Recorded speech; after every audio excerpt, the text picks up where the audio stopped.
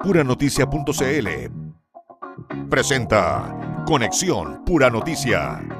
Las entrevistas más relevantes, los contactos con nuestros analistas y los despachos más destacados te los mostramos en Conexión Pura Noticia. Bienvenidos.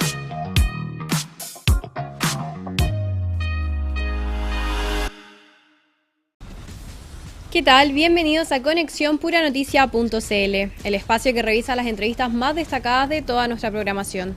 Mi nombre es Antonia Benítez y saludamos a quienes nos están mirando y escuchando ahora en vivo y en directo por el canal 177 de Zapping y por la aplicación móvil de Canal 13 América Vivo. Además, saludar a todos nuestros oyentes por la 102.5 FM de Gran Valparaíso, en la 96.1 en Los Andes y por supuesto también en la comuna de Puchuncaví por la 90.9 FM. Y ahora nos vamos con las entrevistas más destacadas de este día viernes 5 de junio, donde la Ley de Reconstrucción Nacional y Desarrollo Económico y Social continúa su tramitación en el Senado, mientras crece la preocupación de alcaldes por sus efectos en el financiamiento municipal y el Fondo Común Municipal. El tema marcó parte del debate en el reciente Encuentro Nacional de Alcaldes, donde participó el presidente José Antonio Kast. Para analizar este escenario, conversamos con el alcalde de Limache, Luciano Valenzuela.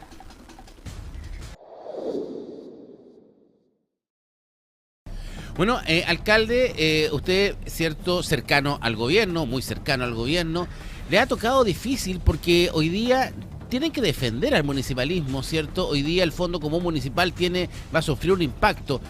¿Cuál es la principal preocupación que existe hoy día entre los municipios respecto a esta mega reforma de reconstrucción nacional o ley miscelánea que ya empieza su discusión en el Senado?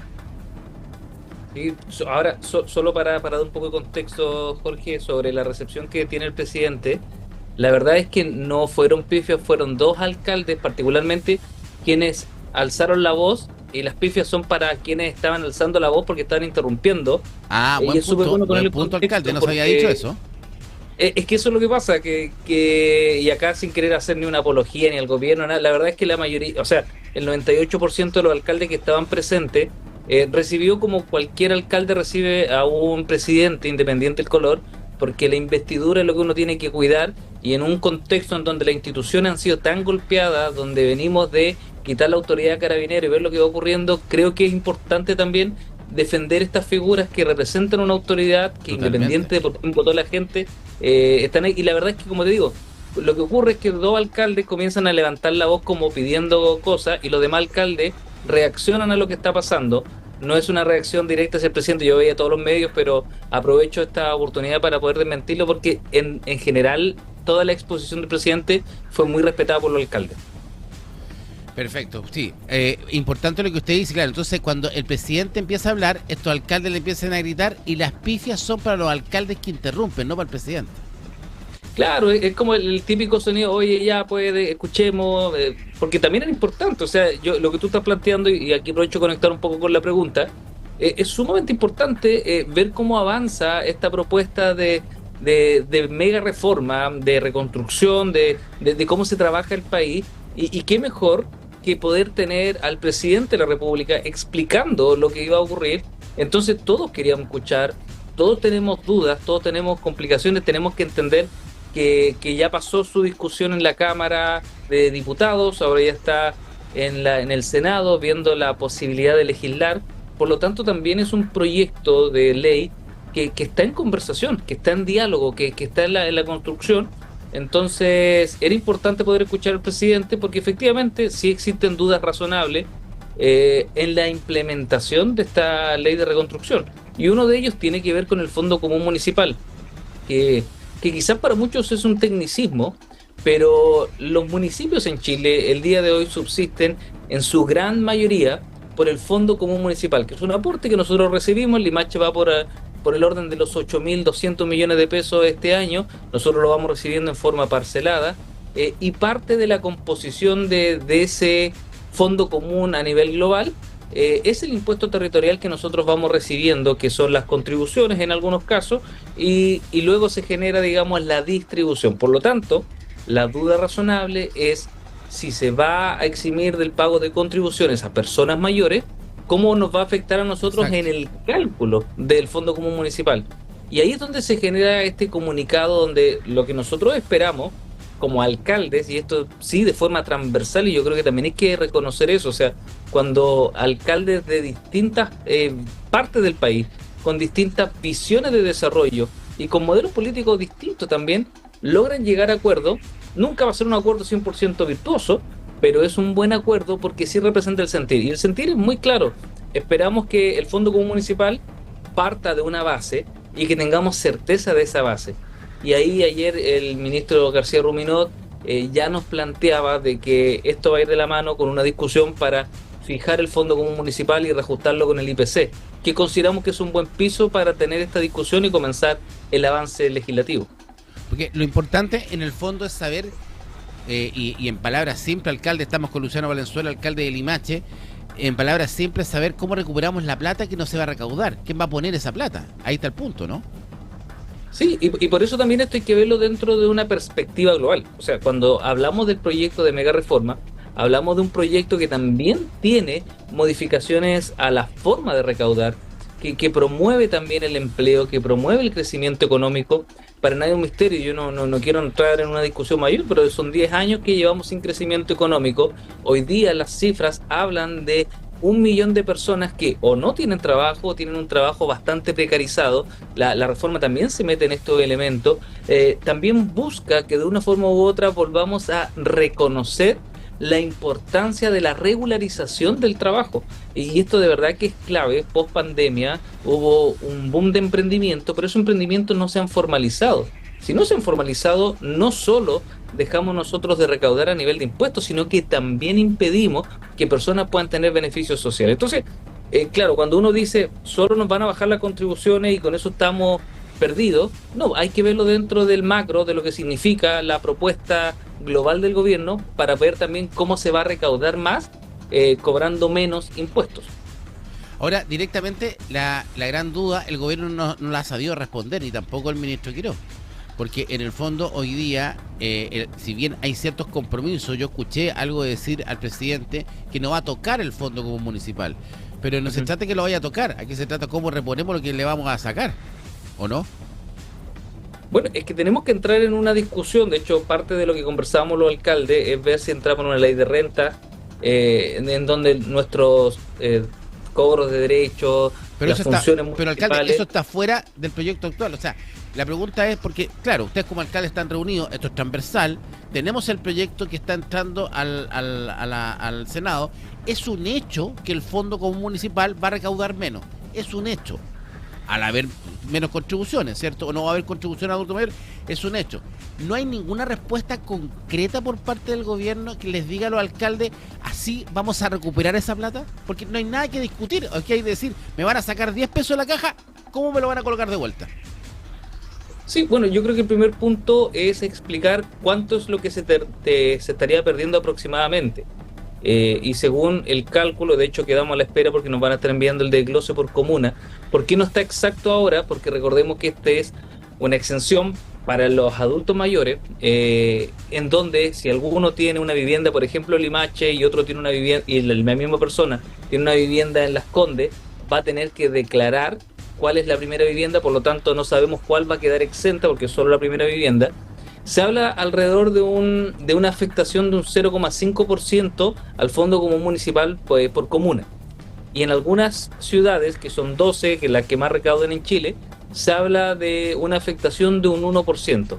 Pero en términos de montos de plata, alcalde, estamos hablando de 130 millones de dólares aproximadamente. ¿Es así o no?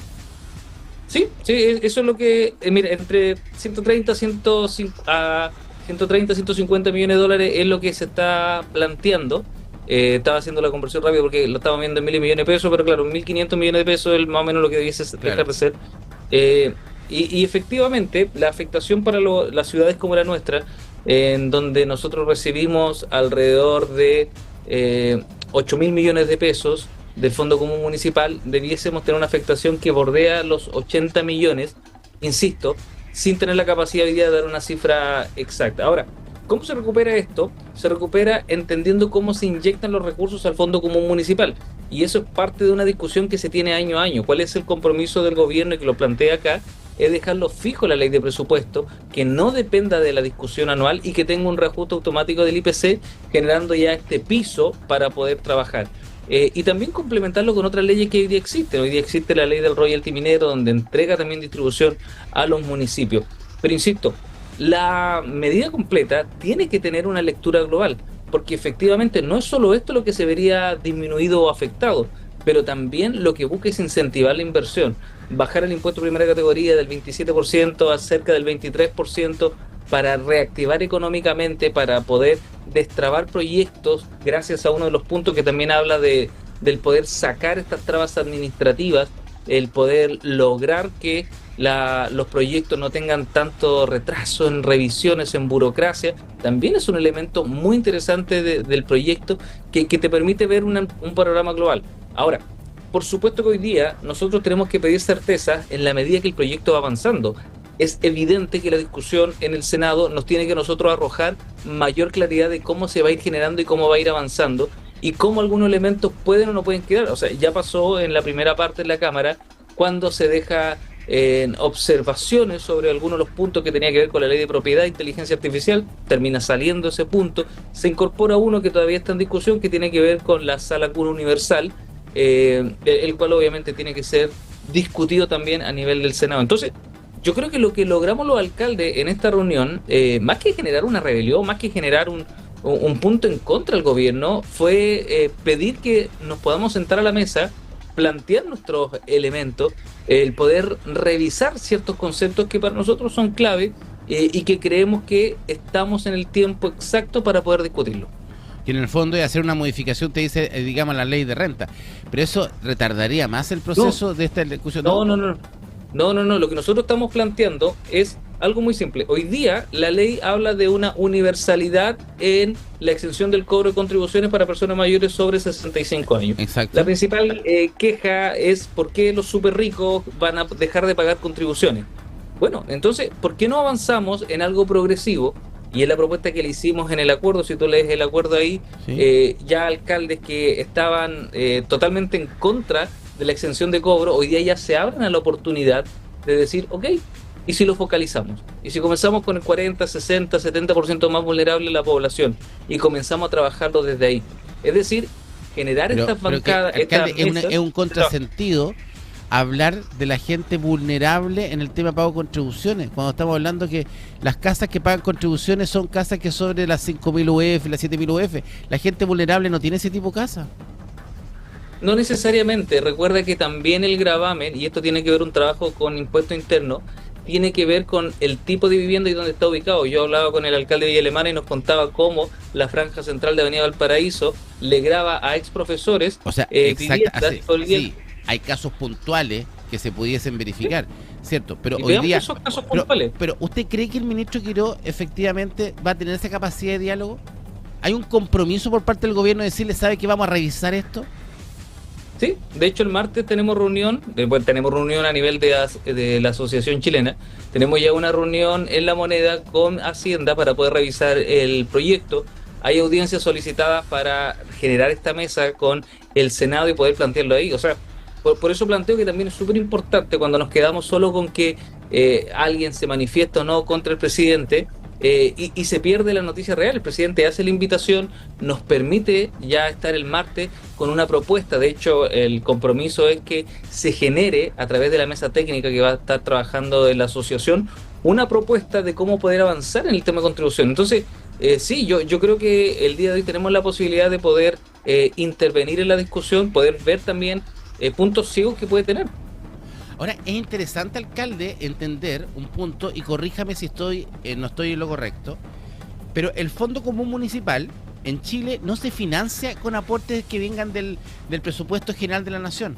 O sea, todos los municipios en Chile se financian con la plata de ellos mismos en este sistema Fondo Común Municipal. O sea, el fisco, el Estado, no le pasa un peso a los municipios, ¿es así? Es una composición mixta. El Fondo Común Municipal se encarga de un tecnicismo, tiene un coaporte de los municipios, algunos hablan del 60-40, que el 60%, o sea, de todo lo que nosotros producimos, terminamos dando el 60% al Fondo Común Municipal para generar esta glosa, pero también trabajo de Estado. Lo que sí tiene, y eso es importante precisar, y yo creo que ahí va un poco la pregunta que tú me planteas, Jorge, tiene que ver con que esto no se debiese poner en duda, sino que debiese estar establecido para que nosotros supiéramos y tuviéramos la certeza, independiente de que la municipalidad tanto perdiera todas las empresas, Exacto. todas las viviendas y nadie pagara, si pudiera tener esos fondos para poder administrar. Es una composición mixta que también pasa un poco, y esto claro, no lo vamos a resolver en esta discusión, pero ¿vamos a seguir con esta estructura de fondo común municipal o podemos nosotros replantear otras formas de poder generar esta distribución de los recursos? Claro, porque uno lo ve en sencillo, y yo digo, y lo miro así, digamos, le van a sacar al Fondo Común Municipal 130 o 150 millones de dólares, ¿cierto? Que no es menor. Esto estamos hablando de fondos anuales. Y el Estado no se coloca con ni uno con los municipios. Pero sí, los municipios hacen muchas funciones que corresponden al Estado. Por ejemplo, la seguridad. O sea, usted mismo en Limache se gasta mucho dinero en seguridad, el alcalde de Villa Alemana, ¿cierto? La misma alcaldesa de Quilpué, Viña del Mar, Santiago, y muchos municipios gastan un ítem importante hoy día en seguridad. Función que no le corresponde al municipio, le corresponde al Estado. ¿No será ahí el punto de canje a lo mejor con el gobierno de decir, ok, pero póngase usted con una cantidad de plata por el concepto que nosotros absorbemos en seguridad? Bueno, es que esa es parte de una lectura súper interesante. De hecho, la planteé acá. Nosotros estuvimos compartiendo un par de mesas temáticas. Me tocó ahí compartir también con Jaime Belolio, quien planteaba un poco esto, es decir, ojo con cómo lo planteamos, y por eso es importante discutir el tema. Porque si vamos a decir de que el municipio, porque un poco esa es la tesis, el aporte del Fondo Común Municipal ha ido creciendo los últimos años, que también tiene que ver con una capacidad de cobro de los municipios, también tiene que ver con gestión. Exacto.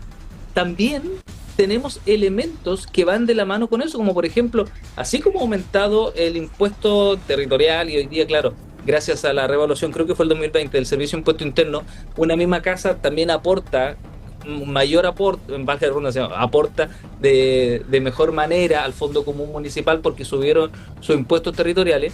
También ha aumentado el gasto, y hay gastos que nosotros ya estamos desarrollando con algo que es súper sensible para los alcaldes, con leyes que no vienen con financiamiento. Entonces, efectivamente, hoy día nosotros tenemos que asumir un gasto en Limache bordea los 600 millones de pesos, lo que tiene que ver con los elementos de seguridad pública, que claro, uno perfectamente podría endosarlo al Ministerio del Interior. Y uno diría, bueno, yo, ¿por qué tendría que recibir esto? Entonces, bueno, quizás ver la forma de aportes directos, ver la forma de transferencias, por supuesto es una discusión que no vamos a cerrar en este proyecto propiamente tal, pero que es bueno también comenzar a discutirlo, pero con acuerdos, con una hoja de ruta clara, y que nosotros podamos llegar a una conclusión. Y usted tocó ahora otro punto, que no lo había tenido en cuenta yo, fíjese, alcalde, que tiene que ver con los proyectos de gobierno. Hay muchos proyectos de gobierno que el gobierno los lanza, todos los gobiernos, esto ha pasado con el gobierno de Piñera, ha pasado con todos los gobiernos, si no se trata, aquí no es que los municipios de derecha apoyen, no, aquí son el municipalismo, los municipales, el mundo municipal, los alcaldes y el Estado, ¿cierto? Y el Estado, el gobierno de turno, lanza muchas veces programas, por ejemplo, Vivir Sano, ¿cierto? Pero y le dice a los municipios tienen que ejecutarlo, pero no le entregan los recursos para ejecutar. ¿Es así o no? Sí, efectivamente, y también una problemática que va de la mano con eso tiene que ver con la precarización de la implementación de estos elementos. Por ejemplo, la mayoría de los programas sectoriales que nosotros los municipios terminamos desarrollando vienen bajo la base del concepto de contrato honorario. Entonces comienzas con un contrato bastante precarizado que te genera complicaciones porque hoy día también pasan cualquier situación compleja, el funcionario se autodespide, tú eres el responsable laboralmente de esa persona, claro, y terminas tú pagando indemnizaciones, le sumas que te aumentan trabajo, pero no necesariamente te aumentan los recursos para poder llegar a ese puesto de trabajo, no te aumentan los recursos con la mayor cantidad de patrullaje que estamos desarrollando en las comunas, no te aumenta salvo fondos concursables, fondos postulables, los subdere para la ley Cholito, pero en líneas generales las personas las terminan contratando los municipios, las terminan generando con programas, y ahí también se generan estas fiscalizaciones que claro, que a ratos pueden sonar súper precisas, pero tú también te encuentras con elementos que en la administración, en el quehacer público, son complejas. Entonces, sí, pues terminas con una planta honorario mucho más grande de la que tú quisieras, ajustada a programa, pero mucho más grande, sin los recursos, pero con la necesidad de ir, de tener que satisfacer la necesidad de los vecinos. Yo creo que parte de eso se discute acá en la asamblea, y lo positivo de esto es que terminamos logrando un acuerdo de consenso, terminamos logrando un documento que marca por lo menos un ojo de ruta en este caso puntual, que es un área muy sensible. También habla, no se queda solo en el tema del Fondo Común Municipal, también habla del diseño de la ciudad, de poder acortar plazos y de poder evaluar los programas que debiésemos nosotros también priorizar en cada comuna. Yo creo que es tiempo de revisar las cosas que siempre se han hecho de una manera y darte cuenta que quizás hay otra alternativa, y en esa alternativa ver cómo mejoramos la labor del municipalismo. Exactamente, yo creo que va a ser un muy bonito debate y desafío, y ver qué pasa con estos 150 millones de dólares, ¿cierto? Si es el Fondo Común Municipal que la va a tener que poner definitivamente y no recibirlo, y vamos a ver lo que dice el gobierno. Es difícil, alcalde, para usted, sobre todo para los alcaldes de derecha, la situación, porque el gobierno de derecha, alcalde de derecha, es difícil porque hay que tener una altura de mira completamente distinta para poder enfrentar esto, ¿no? Sí, ahora yo creo que los municipios tenemos que avanzar a ser gobiernos locales, y ser un gobierno local implica no siempre estar de acuerdo en algunas miradas que puede tener el gobierno central. Exacto. Pero ahí tenemos que valorar, y por eso yo el disclaimer, la aclaración que hacía al comienzo de lo que pasa con el presidente. No puede quedar la sensación de que los alcaldes cortan comunicación con el presidente, porque no es así. Segundo, porque el 99% de las personas escuchamos respetuosamente. Y tercero, porque necesitamos generar puentes, incluso en las diferencias, incluso en los puntos de vista complejos. Yo en lo personal escuché la propuesta del presidente. Creo que de igual manera debiésemos nosotros avanzar en una disminución gradual en aquellos casos que efectivamente pueden que sean excepciones, pero veamos el caso desde la excepción y no desde la generalidad.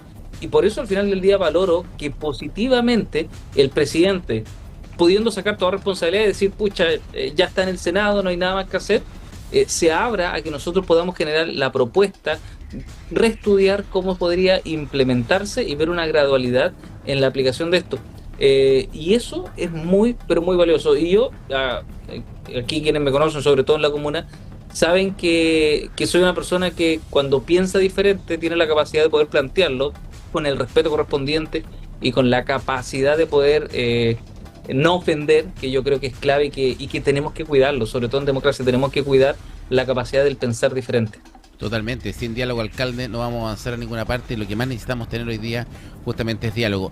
Luciano Valenzuela, alcalde de Limache desde La Serena, ¿cierto? En este encuentro, alcalde, muchas gracias por este contacto, alcalde. No, gracias a ustedes por dejarnos ahí comentar este tema tan contingente, y bueno, y ahí... Y en Conexión Puranoticia.cl hacemos una breve pausa comercial y ya estamos de regreso con más entrevistas.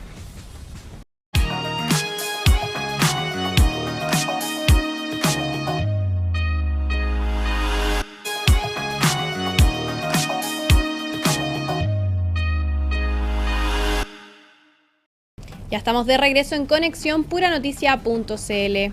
Y ahora nos vamos con informaciones de nuestra región de Valparaíso, porque el exgobernador Gonzalo Ledantec Briceño fue designado por el Consejo Directivo del Sistema de Empresas Públicas como el nuevo presidente del directorio de la empresa portuaria de Valparaíso. La decisión fue comunicada este martes 2 de junio, al igual que la designación de los nuevos miembros del directorio del EPB, quienes desempeñan funciones desde el 1 de junio de este año. El reconocido lobista regional asumirá en reemplazo de Nicole Pastene. Y quien estuvo con nosotros y criticó profundamente esta designación fue el dirigente portuario Jorge Bustos, quien calificó de títere a Ledantec. Cuéntame, ¿está contento usted con Ledantec? ¿No estamos contentos? ¿Estamos preocupados? ¿Cumple el perfil técnico Ledantec para ser presidente del puerto?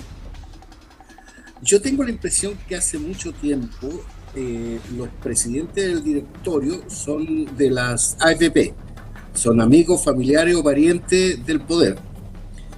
Y Ledantec es uno más de ese grupo.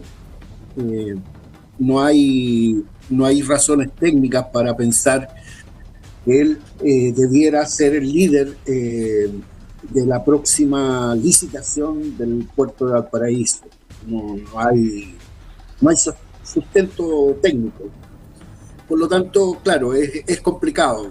Uno siempre pensó que el nuevo director de la empresa portuaria, el presidente del directorio de la empresa portuaria, debe ser un tipo con muchos galones, que fuera capaz de tener una opinión particular sobre la ciudad y sobre el desarrollo del puerto en Valparaíso, pero no es así. ¿Y eso cómo puede afectar la relación de los mismos portuarios, de los mismos pescadores quizás, con la EPB? Mira, con respecto a los portuarios, yo creo que están bien relacionados con el directorio actual, o particularmente con la gerencia. Hay que mirar un poquito la historia. Mira, démosle una repasada porque yo creo que aquí hay cosas que la ciudadanía debe enterarse. Por ejemplo, que en 2014 nació una organización comercial, CBLS Ambiental, así se llama, CBLS Ambiental. ¿Quiénes eran los socios de esa empresa? Gonzalo Ledantec, Raúl Celis, el ex intendente, claro, Hernán Buch y Rodrigo Sepúlveda Pessoa. Ellos eran los caballeros que sabían de estos temas y que en definitiva levantaban proyectos, los aprobaban y los llevaban a la aprobación. Al parecer hubo un problema entre ellos y hubo un problemita y al final terminaron el 2016, Ledantec se fue de ese lugar y constituyó otra empresa, una que se llamaba Total Rix Consulting. Y esa empresa era de Ledantec y la construye después de su hermano. Esa empresa Total Rix Consulting, en inglés, toma nota, era de Ledantec y su hermano. ¿En qué se especializaban ellos? ¿Su hermano o su hermana, Jorge? Sí, su hermana también, pero no era parte de la sociedad. Ya. La sociedad aparece ellos dos nomás. ¿Y qué hacía esta empresa? Medio ambiente, ¿ya? Gestión de riesgo, estudios técnicos y asesoría regulatoria. Chúpate esa. Y fueron contratados. Fueron contratados por la empresa portuaria. ¿Me está bromeando? No. Mira. No. Entonces uno empieza a sacar cuentas, dice, a ver, estos tipos, a ver, partamos con nuestro amigo Raúl Celis. ¿Ya? Fue intendente, fue gobernador, ¿cómo se llaman estos? Que fueron de la constituyente y terminó siendo también presidente de la empresa portuaria. Pero fue constituyente posterior a su paso por la empresa portuaria. Así es. Es un hombre bastante conocido, ¿sí? El otro socio de la primera empresa, el Hernán Bucher, también tiene un recorrido interesante. Y tengo entendido que ahora él es jefe de el tema ambiental, director. Ya. Y bueno, Gonzalo Ledantec ha tenido un vasto recorrido por varios lugares del poder. Esta empresa, cierto, que tenía o que tiene Ledantec y que le prestó servicios con lo que tú me dices, Jorge, a la empresa portuaria del Valparaíso, ¿qué servicio le prestó? La relación entre la empresa portuaria y los seres humanos, por decirlo de una manera, relacionados con la empresa portuaria, es decir, pescadores, estibadores, etcétera, etcétera. En definitiva, era ablandarlos por mientras se negociaba con ellos. Ese es el tema. Entonces, aquí era un trabajo de lobista. Exactamente, obviamente. O sea, porque nosotros como medio hemos destacado a Gonzalo, que uno de sus principales activos es que es un destacado lobista. ¿Estamos en lo correcto entonces? Sí, obviamente. De hecho, hay una carta que se le mandó de parte de los pescadores a la empresa portuaria pidiendo que la empresa de Leantet sea expulsada, se termine su contrato, porque según ellos, según los pescadores, habría prevaricación. Vamos a saber si es así o no es así. Pero empresa, es una acusación. Bueno, yo asumo que como Leantet va asumir la presidencia, yo asumo que esta empresa no debiese tener contratos con la APP, porque si no sería algo raro, ¿no? Así es. Es decir, sería la primera causa para acusar que hay, ¿cómo se dice este término? Conflicto de intereses. Sin ninguna duda hay conflicto de interés. Entonces, a mí me parece que ahí la Contraloría debería meter la mano. Ahora, la Contraloría se ha puesto bastante floja. Ahora, Jorge, sácame una duda, y aquí vamos dentro de la visión que tenemos nosotros para poder mirar el puerto y el futuro del puerto de Valparaíso. ¿Qué necesitamos nosotros en Valparaíso? ¿Qué necesitamos en el puerto en un concepto de perfil técnico? ¿Quién es la persona que debiese ser presidente? No un lobista como Leantet, dices tú, pero ¿quién? No me des nombre, sino que vamos al perfil. No, el perfil. Primero, un tipo que sepa de puerto, que tenga experiencia de puerto, que haya trabajado en el puerto, que tenga una larga data de portuario. Segundo, que a mí me parece que es la parte más importante, es que él sea de la ciudad, para que entiendan los conflictos que tiene la ciudad con la empresa portuaria, porque son 30 años de conflicto que no han parado. Tú sabes que hay acciones judiciales que hemos tenido con ellos ya de larga data, y que seguimos teniendo, entre otras cosas. Entonces, por lo tanto, a mí me parece que ahí hay dos cosas.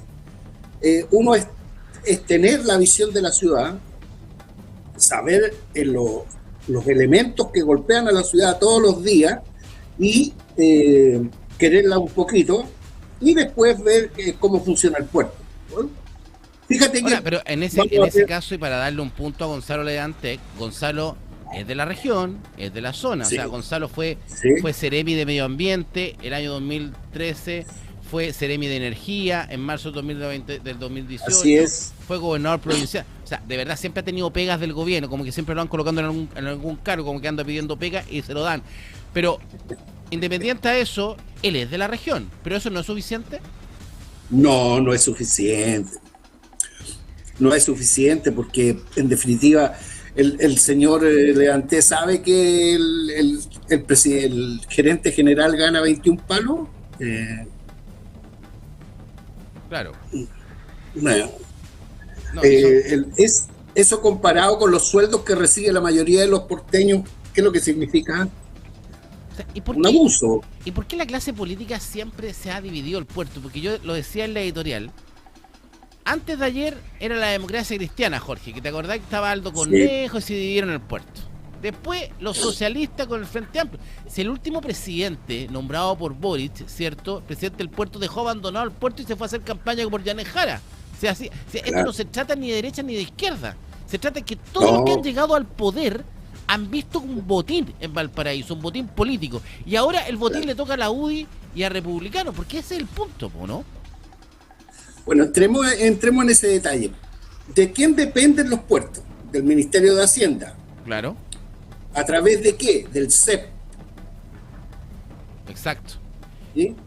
Y el CEP es el que nombra a los directores. Es decir, quien manda y quien dice las cosas que hay que hacer es el CEP, es el Ministerio de Hacienda. Y ellos son los que colocan a estos tipos a cumplir una labor, en definitiva, para que digan, mira, estamos cumpliendo con la legalidad, tenemos un directorio, y ellos son, en definitiva, los que dicen cómo se explota y cómo se hacen las cosas en los puertos. Eso es mentira. Quien manda es el CEP y particularmente el Ministerio de Hacienda. Claro, es decir, el CEP, cuando tú hablas del CEP, estamos hablando del Sistema de Empresas Públicas, ¿cierto? Exacto. Estamos con Jorge Busto, dirigente portuario, ¿cierto? Histórico de Valparaíso. Jorge, ¿No descartas tú que puedan haber movilizaciones en contra de la nominación de un hombre que hoy día representa más que nada los intereses políticos, más que los intereses realmente para el Puerto de Valparaíso? Vea, yo tengo la impresión de que va a haber una pugna de poder dentro de esta estructura. Yo no sé si tú te acuerdas que cuando Celis fue presidente del directorio, se hizo una huelga contra el Terminal Pacífico Sur, que duró 30 días, incluyendo el fin de año, pero quien salió fue Celis. O sea, a Raúl Celis, yo me acuérdate tú que a Raúl Celis le hicieron prácticamente la vida imposible en el puerto. Así es. Exactamente. ¿Quién era el gerente general de la empresa portuaria en ese momento? Ahí está el punto, y ahí es donde quería apuntar, y yo creo que uno de los grandes logros de la gestión de Celis, justamente que se ve reflejado posterior que él se va, es que es la salida de Gonzalo Dabañino. Gonzalo Dabañino, cuando deja la gerencia general de la EPB, ¿cierto? Es claramente porque hubo una investigación y una gestión generada por Raúl Celis que logra la salida de Dabañino. Y eso fue un punto muy positivo.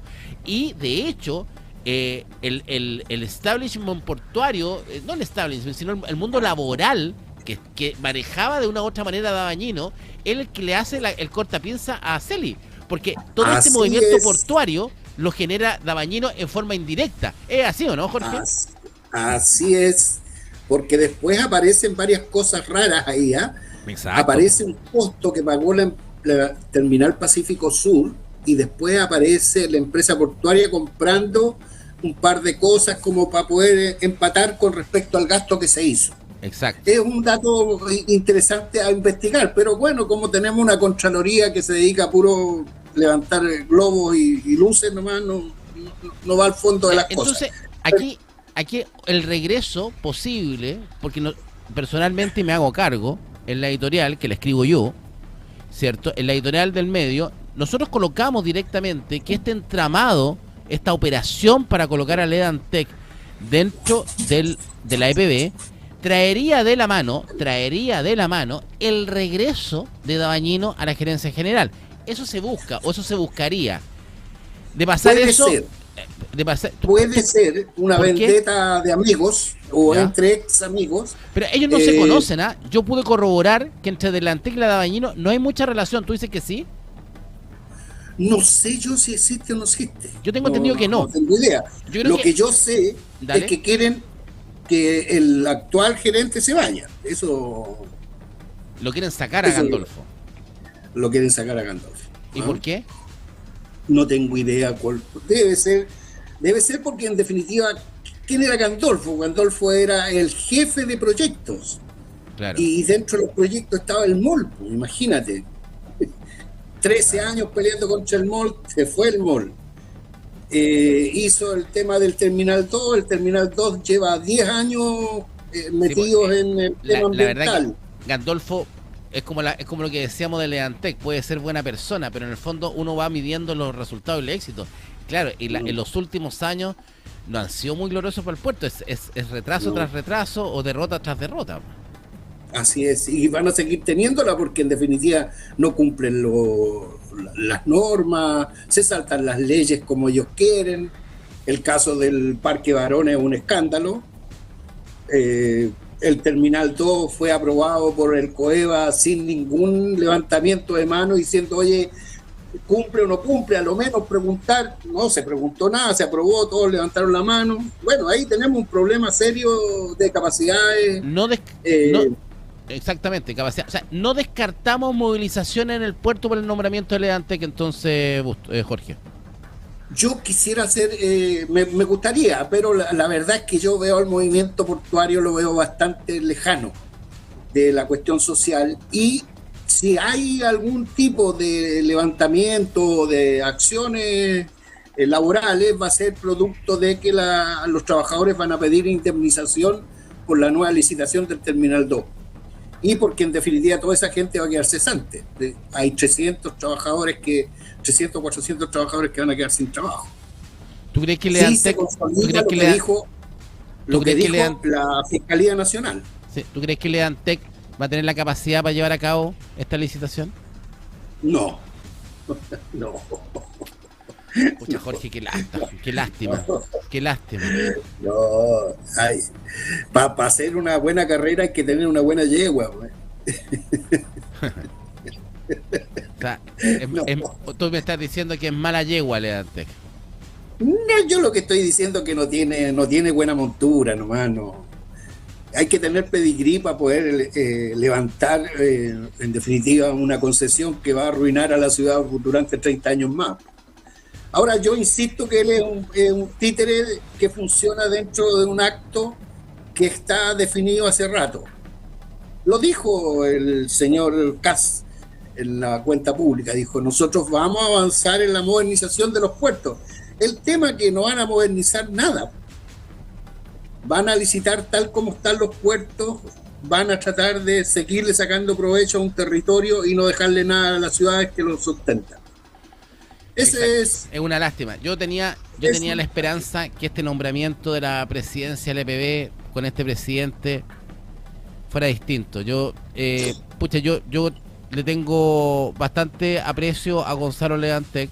Lo encuentro efectivamente que es una buena persona, pero creo que no es suficiente para liderar un puerto. Pucha, ojalá que le vaya bien a Gonzalo, si es que se puede ir bien. No sé qué va a pasar. Jorge, agradecido por este contacto. Listo, que esté muy bien.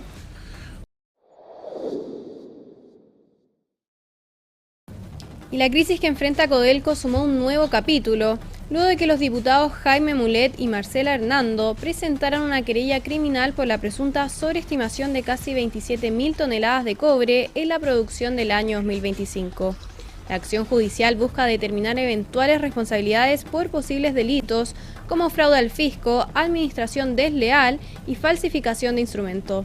Sobre esta situación y sus implicancias para la principal minera estatal del país, conversamos con la ex ministra de Minería y diputada Marcela Hernando. Porque queremos profundizar en dos temas que han marcado la agenda esta semana: la mega reforma, ¿cierto?, de la construcción nacional o ley miscelánea, y la situación de Codelco, y sobre todo aprovechando que usted fue ex ministra de Minería, ¿cierto? ¿Por qué? ¿Qué está pasando en Codelco? Comenzó, ¿cierto?, hoy día un concepto que dice que Codelco calculó mal, están enojados. Contextualízanos y ayúdanos a entender qué pasa en Codelco y cuál es lo que se le acusa o cuál es la denuncia que se hace directamente contra lo que ha pasado del cálculo, que hay trabajadores que debiesen devolver los bonos, etcétera, etcétera. Contextualízanos y ayúdanos a entender este conflicto. Voy a tratar de ser lo más pedagógica posible. Todas las mineras, incluyendo las privadas, suelen tener un aumento de la producción en diciembre. Cuando uno compara entre enero y noviembre es un promedio, y después en diciembre siempre suben un poco, pero es un poco así 10%, 20%, no más que eso. Y de acuerdo a lo que nos expuso en la comisión el otro día la vicepresidenta de Cochilco, lo que está ocurriendo con Codelco desde hace aproximadamente 3 años es que la subida en diciembre es del orden de 60%, 100%, 140% a veces, dependiendo de la división. Entonces, esa era una primera alarma. Dicho eso... Y eso lo hacían, diputada, estamos con Marcela Hernando, diputada y ministra de Minería, eso lo hacían para cumplir las metas, ¿no? Bueno, lo hacen por varias cosas, porque en diciembre, como se cierra el año, todo el mundo trata de que los inventarios sean lo más fabulosos posible, pero además eso está ligado a un bono de producción en el caso de la minera estatal, y que está en el convenio colectivo de los trabajadores, y por eso es que se pagaron los bonos que se pagaron. Ahora, el problema está en si este exceso, digamos, este maquillaje y esto de pasar algunos elementos que no estaban terminados, no estaban procesados y fueron inventariados como si fuera cobre refinado. Entonces, eso es lo que se va a investigar a través de la investigación que está haciendo Fiscalía y la querella a la que nos hemos sumado ayer el diputado Mulet y yo. Eso, cuéntanos Marcela, porque justamente usted y el diputado Jaime Mulet presentan esta querella por la presunta sobreestimación de producción en Codelco.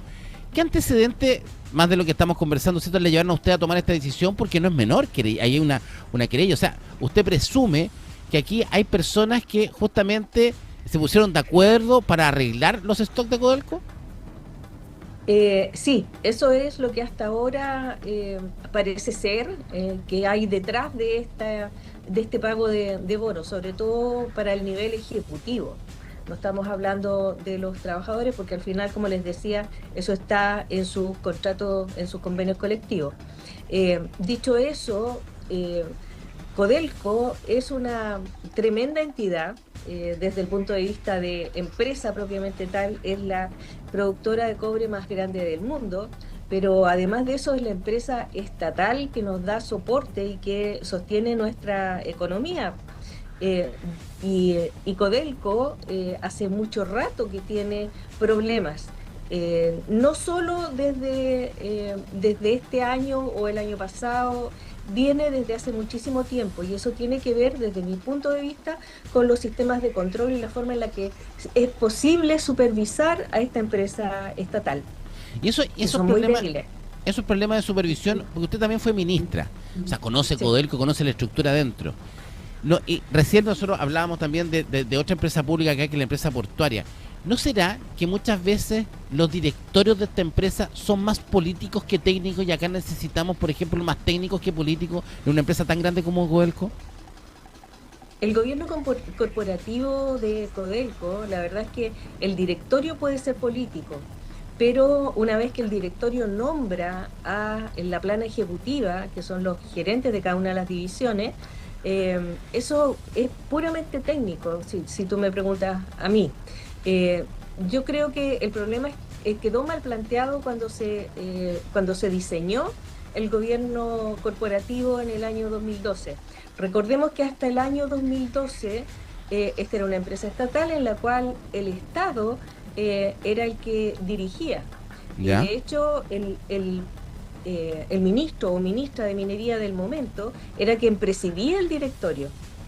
Recuerden ustedes que había mucha presión para que el país entrara en la OCDE y fuéramos reconocidos como miembros de la OCDE. ¿Ya? Y para eso nos pedían que Codelco, como la empresa estatal más grande, se independizara de los ciclos políticos. Eso significaba entonces que no hubiera cambios políticos y por lo tanto el presidente del directorio ya no podía ser más el ministro de Minería. Y se diseñó este gobierno corporativo en que hay un directorio y está la plana ejecutiva.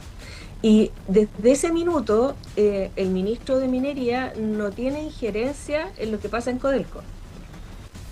Mira, O sea, ahora, tiene la información técnica que sale a través de los reportes normales y de los reportes de Cochilco, pero solamente una vez al año participa en una reunión de directorio en la cual Codelco le rinde cuenta al presidente de la Nación, y en representación del presidente acuden el ministro de Minería y el ministro de Hacienda. Esa es la única actuación directa con el directorio de Codelco. claro, porque por una parte tenemos al presidente del directorio, que es el directorio, ¿cierto? Y también tenemos al presidente ejecutivo, que es como el CEO, ¿cierto? Es el CEO de la empresa. Sí. Ahora, el presidente del directorio es designado directamente por el presidente de la República, ¿cierto? Sí. Y ese presidente del directorio, de una u otra manera, designa al presidente ejecutivo. Igual es un tema directo. ¿No sería más sano que ese presidente del directorio no fuera elegido por el presidente y tuviésemos otra herramienta para nombrarlo? Mira, ha habido muchas propuestas, desde quienes estimamos que hay que reforzar las formas de controlar y de supervisar, porque está la misma estructura de cuando se creó Codelco en tiempos de la dictadura militar. Esta no se adaptó cuando se hizo el gobierno corporativo y por lo tanto siguen, entre comillas, fiscalizando Cochilco, la Contraloría General de la República y la Cámara de Diputados. Pero eso no se ha cambiado y la verdad es que existe muy poca musculatura para hacerlo. La Contraloría Interna al interior de Codelco falló en sus 3 niveles, a mi juicio, en este caso, en sus 3 niveles, y si no hubiese sido por una denuncia anónima que le llegó a una de las directoras, que es la presidenta del CASE. El CASE es una comisión de Contraloría Interna de la empresa, y si no le hubiera llegado esa denuncia, ni siquiera sabríamos de este tema. Ahora, eso a mí me llama mucho la atención porque, claro, en el fondo no es desconocimiento de los altos bonos que se le entregan a los trabajadores que están dentro de sus negociaciones colectivas, ¿cierto? Como tú bien dijiste, estamos con Marcela Hernando, diputada y ministra de Minería, y el punto está que también, de una u otra forma, los ejecutivos sería gran parte, pero no había una contraparte que defendiera los intereses en el fondo de los chilenos, que defendiera los intereses más que nada de Codelco. Ahora, ¿ayudó a este cambio de gobierno para que esta denuncia saliera a la luz pública? Yo creo que no, porque esto ocurrió en febrero. Ya, perfecto. En febrero, sí, entre enero y febrero hicieron llegar esta denuncia anónima a la presidenta, a Tamara Agnic, que es la presidenta del CASE. Y ella lo hizo llegar al tercer nivel.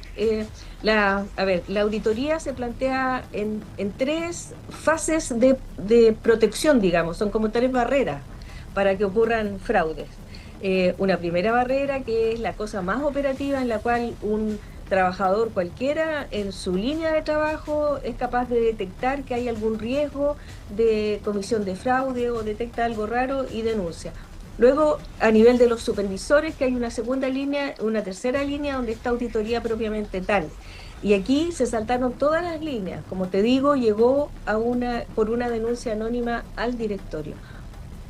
¿Y ahora qué? ¿Y usted cree que Bernardo Fontaine tiene herramientas para poder llegar al fondo de esto y poder enrielar este tema dentro de Codelco? Mira, una de las cosas que han sugerido diferentes expertos que han trabajado sobre el tema y han hecho algunas publicaciones es que para independizar absolutamente del tema político, la elección de los directores o el nombramiento de los directores se hiciera desfasado. O sea, no se haga al principio del gobierno que asume, sino que a la mitad. Y que se vayan cambiando los directores de uno en uno una vez al año, que duren más, que no duren 4 años. Ese tipo de cosas son las que se han sugerido. El señor Fontaine yo creo que es un experto, un economista, ojalá que se rodee de la gente que sabe más de minería, y hasta ahora yo creo que el ministro de Minería y el señor Fontaine han demostrado su interés por colaborar lo más posible. El espíritu que yo vi en todos los parlamentarios en la sesión secreta que tuvimos el otro día con Cochilco, de las más diferentes tendencias políticas, aquí fue transversal, es de reforzar la estructura de control y supervisión de esta empresa que es de todos los chilenos, por lo tanto no podemos permitir que sigan ocurriendo escándalos similares. Interesante, Marcela Hernando, diputada y ministra de Minería. Marcela, que el problema de Codelco se parece tanto, ¿cierto?, a otros problemas de empresas públicas. Te ponía el caso de la EPB acá en la región de Valparaíso, que en el fondo está en la elección de quién los dirigen. Porque claro, no puede ser, hay un tema político, tenemos 2 problemas con la política ¿cierto?, con el tema judicial, ¿cierto? Los políticos también eligen al tema de los jueces, ¿cierto?, de la Corte Suprema, etcétera. Los políticos también están eligiendo a los presidentes de las compañías. Quizá una buena forma podría ser eso lo que tú dices, de elegirlos con años desfasados. Fíjate que, a ver, si bien es cierto, se eligen políticamente o los nombra el presidente, hay algunas empresas públicas que funcionan bien, como el Banco del Estado. Por ejemplo, del Banco del Estado no conocemos escándalos similares, y ellos tienen y manejan una cantidad de recursos muy importante también. Y en ese contexto, ahí lo que hay es que existen estructuras de supervisión y control que son mucho más activas y tienen mucha más injerencia. Así es que yo creo que de todas maneras tiene que venir una reforma, no sé si al gobierno corporativo propiamente tal, con estas sugerencias que yo te digo que se han hecho durante años, pero también respecto de la estructura que controla. Sí, yo creo que ahí la base está ahí en ese control. Bueno, y esperemos, porque hoy día esperemos que esta presentación que ustedes hicieron directamente con Jaime Mulet de esta querella por presunta sobreestimación de producción en Codelco también nos entregue antecedentes de quiénes son las personas que justamente modificaron, ¿cierto?, todo este stock para poder cobrar un millonario bono. Efectivamente, suponemos que esa era la única motivación que tenían, pero eso la investigación tendrá que concluirlo. Marcela Hernando, diputada en Ministra de Minería, ¿cierto? Muchas gracias por este contacto, esperamos tener una próxima oportunidad acá en Puranoticia.cl. Muchas gracias a ustedes. Adiós, Jorge. Y esta fue una nueva edición de Conexión Puranoticia.cl, el espacio que revisa las entrevistas más destacadas de cada jornada. Mi nombre es Antonia Benítez y les recuerdo que puede revisar cada entrevista de todos los días en nuestro canal de YouTube de Puranoticia.cl. Aquí usted nos ve, nos escucha y también nos lee. Puranoticia.cl, las noticias como a ti te gustan. Puranoticia.cl presentó Conexión Pura Noticia. Fue un resumen con los principales contactos y los más interesantes invitados que te hemos presentado en nuestra programación. Sigamos conectados en la televisión, en la radio, en la web. Somos Puranoticia.cl.